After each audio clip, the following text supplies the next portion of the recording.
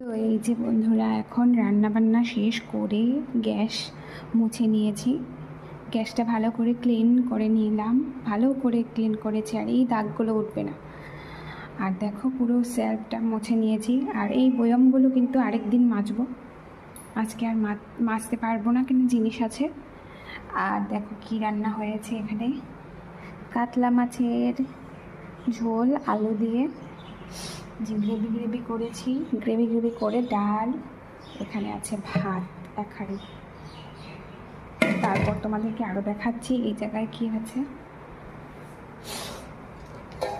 দেখো, কাল রাতের বেলা করেছিলাম সয়াবিন আলু দিয়ে, বাসমতি চাল দিয়ে, আর এখানটায় অল্প একটুখানি ভাজা, মানে হচ্ছে আলু ভাজা।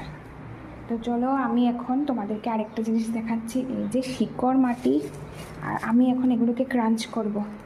এই যে শিকড় মাটিকে এখন ক্রাঞ্চ করছি। তো চলো একটা বের করে নিই। দেখো, একটা বের করলাম।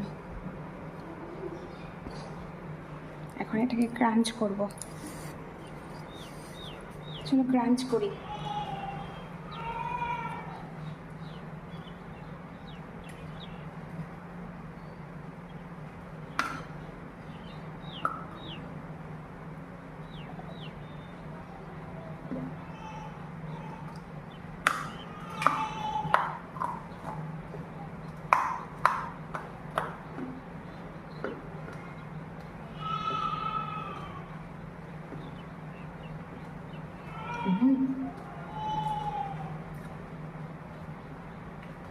কেউ এসে না যাও,